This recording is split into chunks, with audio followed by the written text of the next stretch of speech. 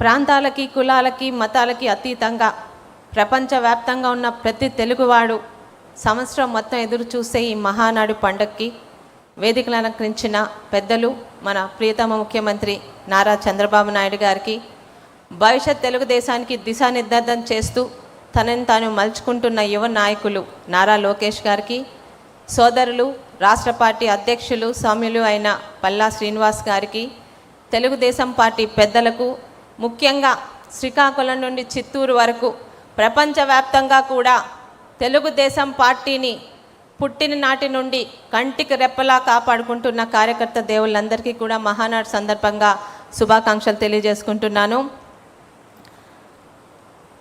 తెలుగుంటి మహిళకు, తెలుగింటి ఆడబడుచొనొక స్థానం కల్పించి మహిళా సాధికారతకి అత్యధిక ప్రాధాన్యత ఇచ్చిన సందర్భంగా, ముఖ్యంగా సమాజంలో నిర్మాణంలో మహిళల పాత్ర అపారమైనది.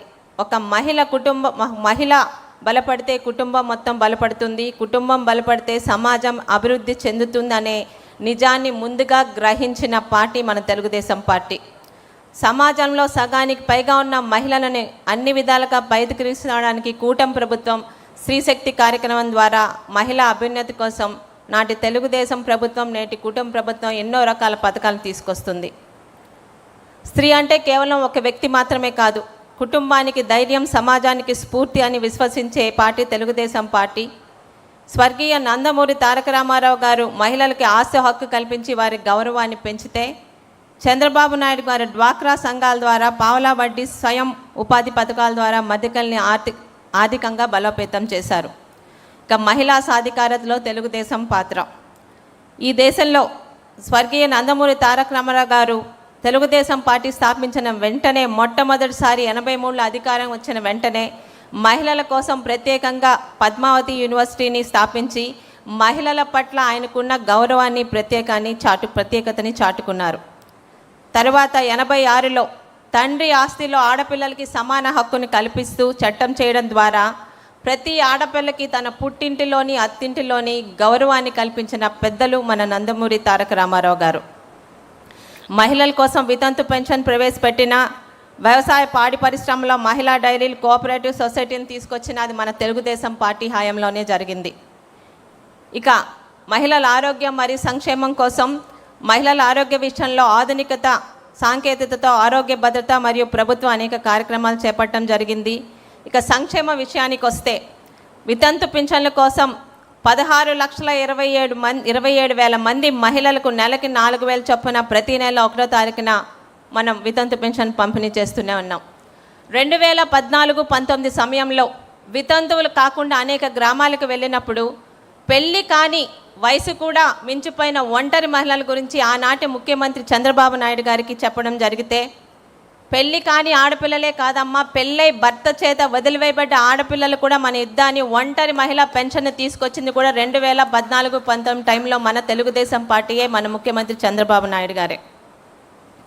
ఇక కూటమి ప్రభుత్వం వచ్చిన తర్వాత ఎన్నికల్లో ఇచ్చిన హామీ మేరకు తల్లికి వందనం పథకం కింద ఒక్కో బిడ్డకి 15,000 రూపాయల చొప్పున ఇస్తూ ఎంతమంది పిల్లలుంటే అంతమంది పిల్లలకి ఆ తల్లి అకౌంట్లో వేసి తల్లికి గౌరవాన్ని కల్పించిన పార్టీ మన తెలుగుదేశం పార్టీ.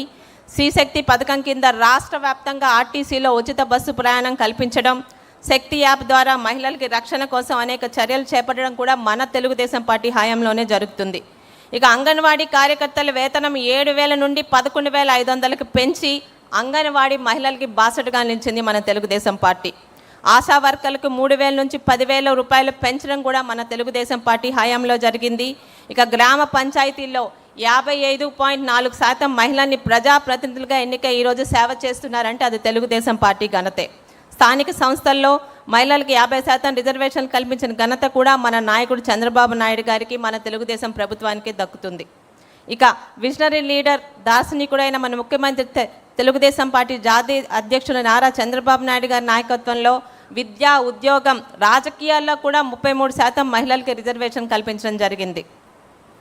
1995లో మహిళా కమిషన్ ఏర్పాటు చేసిన ఘనత కూడా మన చంద్రబాబు నాయుడు గారిదే. అలాగే 96లో వినూత్నంగా ఆర్టీసీలో తొలిసారిగా కండక్టర్లుగా, డ్రైవర్లుగా మహిళలకు ప్రాధాన్యత ఇచ్చి మహిళా శక్తి మీద ఆయనకున్న నమ్మకాన్ని చాటుతున్న ఘనత కూడా మన ముఖ్యమంత్రి చంద్రబాబు నాయుడు గారిదే. కావలి ప్రతిభాభారతి గారిని తొలి మహిళా అసెంబ్లీ స్పీకర్గా అవకాశం కల్పించిన ఘనత కూడా మన తెలుగుదేశం పార్టీదే. ముఖ్యంగా ప్రతి ఒక్క మహిళని ఆర్థికంగా బలోపేతం చేయడానికి దేశంలో ఎక్కడా లేని విధంగా మొట్టమొదటిసారి ఆంధ్రప్రదేశ్ స్వయం శక్తి సంఘాల డ్వాక్రా గ్రూపులను ఏర్పాటు చేసి పొదుపు ఉద్యమాన్ని ప్రోత్సహించి వారికి ప్రభుత్వం తరపున ఆర్థికంగా ప్రోత్సహిస్తూ 12 లక్షల స్వయం సహాయక సంఘాలలో 1 కోటి మంది సభ్యులను ఏర్పాటు చేసి సమాజంలో అది పెద్ద ఆర్థిక శక్తిగా నిర్మాణం చేసిన ఘనత కూడా మన ప్రియతమ ముఖ్యమంత్రి చంద్రబాబు నాయుడు గారిది.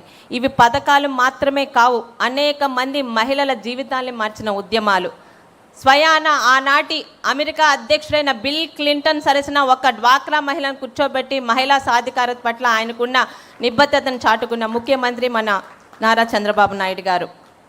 ఇక ఆ రోజు గౌరవ ముఖ్యమంత్రి చంద్రబాబు నాయుడు గారు ముఖ్యంగా పల్లెటూరులో 2014-19 టైంలో ఇంకా కట్టెల పొయ్యల మీద వండుకుంటున్న మహిళల ఇబ్బందులను చూసి ఇంకా నా ఆడపిల్లలు కట్టెల పొయ్యల వాటిలోనే ఉన్నారా అని చెప్పి ఆ రోజు దీపం పథకం మొదట పెట్టి 2014-19 దీపం పథకం కింద గ్యాస్ కనెక్షన్లు పొయ్యలు ఇచ్చిన ఘనత మన తెలుగుదేశం ప్రభుత్వాన్ని, మన ముఖ్యమంత్రి నారా చంద్రబాబు నాయుడు గారిది. దాని కొనసాగింపుగా ఈరోజు 2024 మళ్ళీ మన ప్రభుత్వంలోనే దీపం 2 పథకం కింద ఏడాదికి ఉచితంగా 3 సిలిండర్లు ఇస్తుంది మన తెలుగుదేశం పార్టీ. ఇక బాలికల విద్యాభివృద్ధి కోసం ఎన్నో గురుకుల పాఠశాలని ప్రత్యేకంగా బాలికల గురించి ఏర్పాటు చేశాము. విద్యా, ఉద్యోగం, రాజకీయ, సామాజిక రంగంలోనే కాదు ప్రతి ఒక్క మహిళను కూడా పారిశ్రామికవేత్తలుగా, వ్యాపారవేత్తలుగా తీర్చిదిద్దడానికి ప్రభుత్వం అనేక కార్యక్రమాలను చేపట్టడం జరిగింది. ఎంఎస్ఎంఈల ద్వారా మహిళా పారిశ్రామికవేత్తలకు 35% వరకు సబ్సిడీ ఇస్తూ మన ప్రభుత్వం ప్రోత్సహిస్తూనే ఉంది. ఈరోజు ఈ విషయంగా గత గవర్నమెంట్లో ఉన్న మన మాజీ ముఖ్యమంత్రి గారి గురించి ఒక విషయం చెప్పాలండి. 2014-19 మధ్య ఉన్న పాదయాత్రలో నా అక్క చెల్లెములు అని ఎంతోమంది అక్క చెల్లెల మీద చేయి పెట్టిన ముఖ్యమంత్రి గారు, అప్పటి మాజీ ముఖ్యమంత్రి గారు 2019లోని అధికారంలోకి వచ్చాక అందరు అక్క చెల్లెమ్మలనే కాదు తన సొంత కుటుంబంలో కూడా అక్క చెల్లెల మీద భస్మాసుర హస్తం పెట్టిన ఆనాటి ముఖ్యమంత్రి వైఎస్ జగన్మోహన్ రెడ్డి గారైతే ఈరోజు మహిళా సాధికారతని మాటల ద్వారా కాదు చేతల ద్వారా నిరూపించడానికి నిత్యం ప్రజాక్షేత్రంలో ఉన్న తన ఇంటి బాధ్యతని తన సతీమణి తన కోడలు గారి చేతిలో పెట్టి my home is really safe in my family women అని ఈరోజు మహిళా సాధికారత పట్ల నిబద్ధతను చాటుకున్న ఏకైక ముఖ్యమంత్రి మన నారా చంద్రబాబు నాయుడు గారు. ఇక మహిళల భద్రత, టీడీపీ పోరాటం. ఈ ఒక రాష్ట్ర ప్రగతిని అంచనా వేయాలంటే అక్కడి మహిళలు ఎంత భద్రంగా ఉన్నారో మనం చూడాలి. టీడీపీ మహిళల గౌరవం, భద్రత, సాధికారత కోసం మహర్నిశలు పోరాడుతున్న పార్టీ. మహిళా సాధికారత అన్నది కేవలం ఒక నినాదం కాదు, అది టీడీపీ మేనిఫెస్టోలోని ప్రాథమిక సిద్ధాంతం కూడా. అరాచక శక్తుల మీద రాజీ లేని పోరాటం చేస్తూ ఈ డిజిటల్ యుగంలో కూడా కొత్త తరానికి భరోసా ఇస్తూ ముందుకు సాగుతుంది మన తెలుగుదేశం పార్టీ.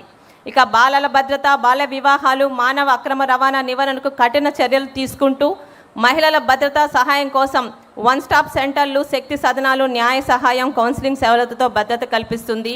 ఇక ఆడబిడ్డల ప్రాధాన్యత.